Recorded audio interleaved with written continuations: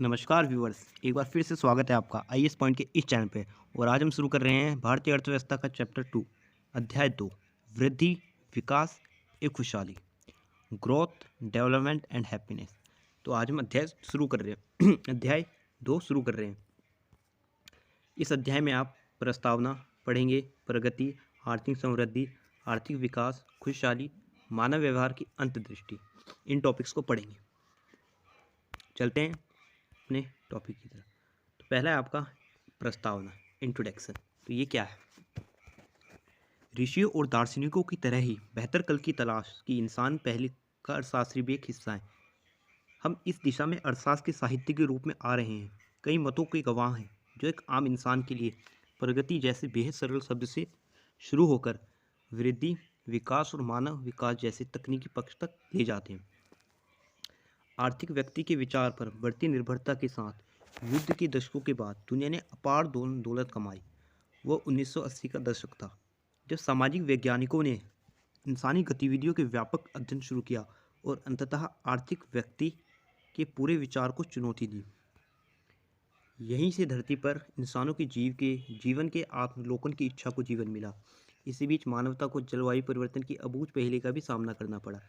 संयुक्त राष्ट्र संघ के सौजन्य से दुनिया के पास विश्व प्रसन्नता की रिपोर्ट है। तो प्रस्तावना में ये कहा जाता है कि ऋषियों और दार्शनिकों की तरह बेहतर कल की तलाश में इंसानी पहल का अर्थशास्त्र भी एक हिस्सा रहा है कि जो पहले के जो दार्शनिक रहे थे वो इंसान के जीवन को बेहतर बनाना चाहते थे, और जो उसी में जो अर्थशास्त्री थे वो भी इनका एक हिस्सा रहे हैं। वो भी इंसान के बेहतर जीवन को बनाने के लिए निरंतर प्रयास करते रहे हैं। ठीक है।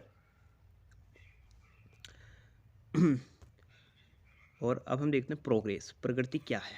ठीक है।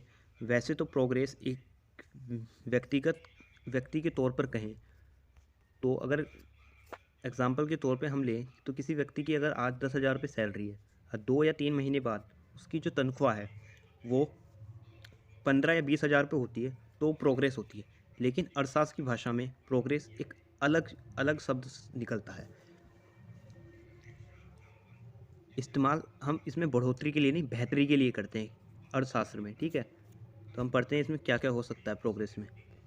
प्रगति अर्थशास्त्र की कोई विशेष अवधारणा नहीं है, लेकिन विशेषज्ञ इसका इस्तेमाल बेहतरी और किसी चीज़ में बढ़ोतरी के लिए करते हैं। आम लोगों के जीवन की अर्थव्यवस्था में लंबे समय तक चलने वाले सकारात्मक बदलाव को अर्थव्यवस्था में प्रगति कहते हैं। तो अर्थव्यवस्था में अगर कोई लंबे समय तक सकारात्मक बदलाव देखने को मिल रहे हैं तो उसे प्रगति कहा जाएगा, प्रोग्रेस कहा जाएगा। एग्जाम्पल आप ऐसे लीजिए, एक इकोनॉमी की आज जीडीपी 1 ट्रिलियन है। ठीक है। और अगले आने वाले वर्षों में ये 1.5 या 2 ट्रिलियन तक हो जाती है तो इसे अर्थव्यवस्था की प्रगति कहा जाएगा। ठीक है। आगे देखते हैं हम, इसकी गुणात्मक और संख्यात्मक दोनों पक्ष में है। ठीक है। गुणात्मक और संख्यात्मक दोनों पक्ष में है। कैसे? एग्जाम्पल के तौर पे आप ऐसे समझिए, इसके दोनों पक्ष हो सकते हैं, गुणात्मक भी और संख्यात्मक भी। एक आदमी के पास, दो आदमियों के पास, माफ़ कीजिएगा, 2 आदमी हैं। एक आदमी के पास 10 आम है। ठीक है। और एक आदमी के पास 3 आम है। पहले वाला जो व्यक्ति है उसके पास जो 10 आम है वो ख़राब है, लेकिन दूसरे वाला जो है उसके पास जो 3 आम है वो बिल्कुल ही सही है। ठीक है। तो इसे गुणात्मक, इसके पास तो संख्यात्मक रूप से प्रगति है लेकिन इसके पास गुणात्मक रूप से प्रगति है। ठीक है। तो आप इसे ऐसे समझ सकते हैं। आगे देखते हैं आप, कुछ समय के बाद कुछ अर्थशास्त्री प्रोग्रेस, वृद्धि और डेवलपमेंट का इस्तेमाल एक ही चीज़ के लिए करते हैं। तीनों शब्द एक दूसरे की जगह इस्तेमाल हो सकते हैं। ठीक है। जो कुछ अर्थशास्त्री रहे हैं वो डेवलपमेंट और वृद्धि को इस्तेमाल एक ही चीज़ के लिए करते हैं। तीनों शब्द एक दूसरे की जगह इस्तेमाल हो सकते हैं, लेकिन 1960, 1970 और 1980 के दशक में इन शब्दों के मायने अलग अलग स्पष्ट हुए। इसमें जो प्रगति एक सामान्य पद है जिसका अर्थशास्त्र में कोई मायने नहीं है, लेकिन इसका इस्तेमाल वृद्धि और विकास के संयुक्त तौर पर संबोधित करने के लिए करते हैं। तो यहाँ पे कह रहे हैं प्रगति को, किसी भी देश की प्रगति को कैसे मापा जाए। ठीक है। प्रोग्रेस कैसे कर रही है इकोनॉमी। ठीक है।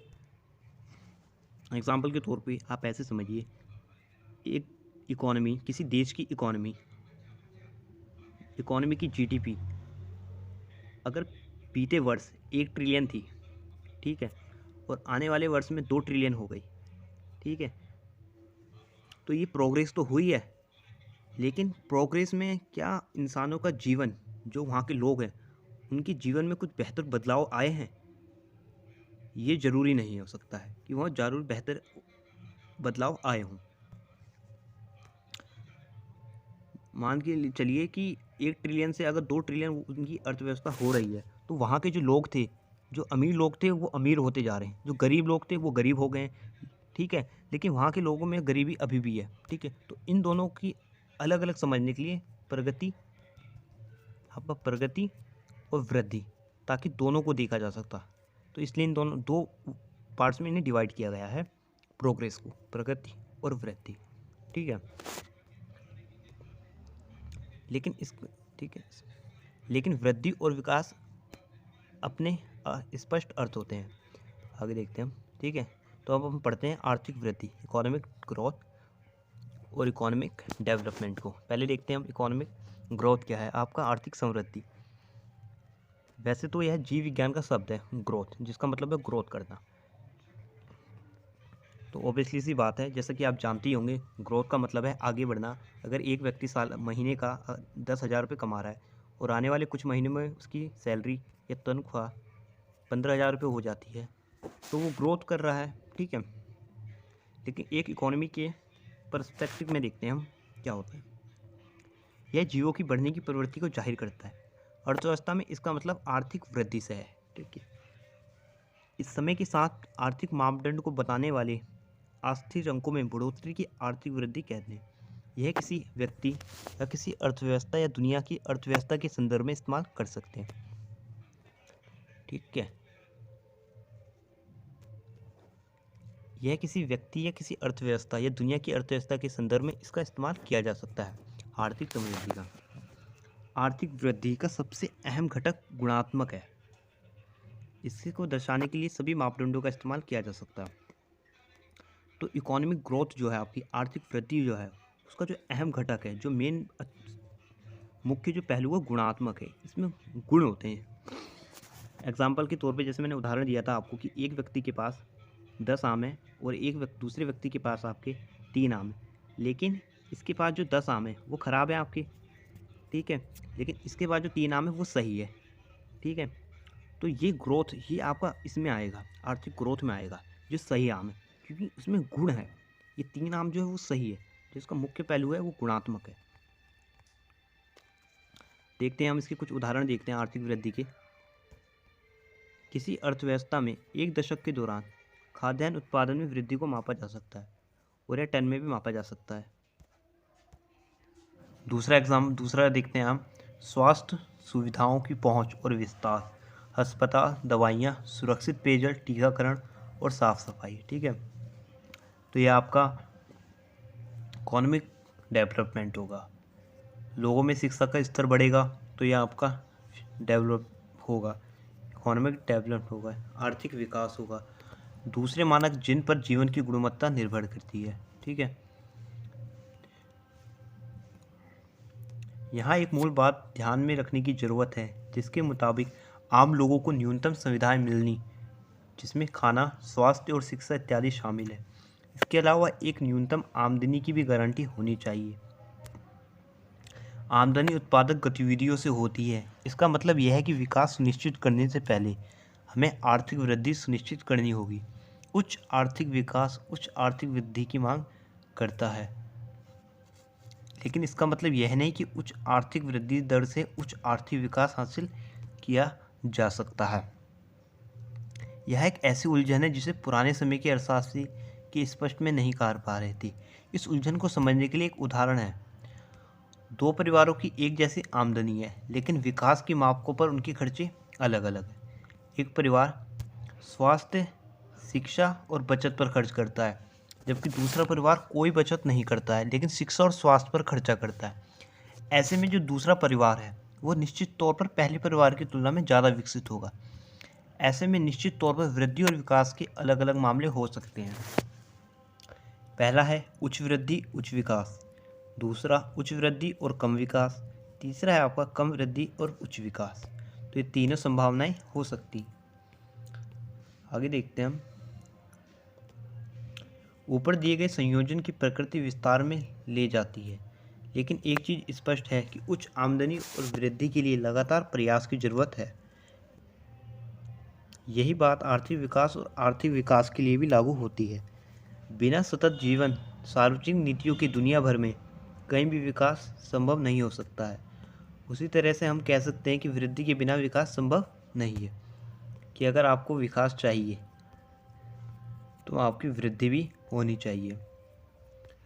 अगर आपकी सैलरी 10,000 है, ठीक है, और आपको 20,000 तक के जो आपके खर्चे हैं वो पूरे करने हैं, ठीक है, तो आपको 10,000 रुपये और मेहनत करके 10,000 रुपये से आपकी सैलरी जो है वो 20,000 रुपये करनी पड़ेगी, तभी आपका जो विकास है वो और बढ़ सकता है। तो वृद्धि से पहले विकास से पहले वृद्धि होना ज़रूरी है। वृद्धि होगी तो विकास भी होगा। हालांकि बिना विकास के वृद्धि का पहला उदाहरण खाड़ी देशों में अर्थशास्त्री हुए दिखा। इन अर्थव्यवस्थाओं में आमदनी और आर्थिक वृद्धि उच्चतर स्तर पर होती है। ऐसे में अर्थशास्त्र की नई शाखा डेवलपमेंट इकोनॉमिक्स विकास अर्थशास्त्र की जन्म हुआ। विश्व बैंक और अंतर्राष्ट्रीय मुद्रा कोष के आने के बाद नियमित तौर पर आर्थिक नीतियाँ तय होने लगी और इससे कम विकसित अर्थव्यवस्थाओं की वृद्धि और विकास पर नज़र रखना संभव हुआ। हम कह सकते हैं किसी अर्थव्यवस्था में आर्थिक विकास मात्रक और गुणात्मक प्रगति ही है। इसका मतलब यह है कि जब हम वृद्धि का इस्तेमाल करते हैं तो मात्रात्मक प्रगति की भी बात कर रहे हैं, और जब हम विकास की बात करते हैं तब मात्रात्मक के साथ गुणात्मक प्रगति की बात हो रही है। जब आर्थिक वृद्धि का इस्तेमाल विकास के लिए होता है तो वृद्धि की तेज़ रफ्तार का पता चलता है, और इसके दायरे में बड़ी आबादी या फिर बीमारू विकास का असर यह होता है कि वृद्धि में गिरावट आ जाती है। यानी वृद्धि और विकास में एक सर्कुलर रिश्ता है। ठीक है, तो आगे देखते हैं। ठीक है,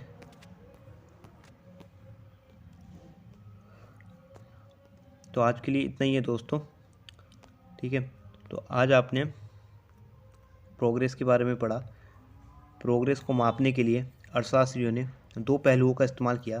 पहला है आपका इकोनॉमिक ग्रोथ, दूसरा है आपका इकोनॉमिक डेवलपमेंट। ठीक है, तो मुझे उम्मीद है आपको ये अच्छे से समझ में आया होगा, और एक बार चैप्टर को आप रिवाइज करिएगा तो आपको और अच्छे से समझ में आएगा।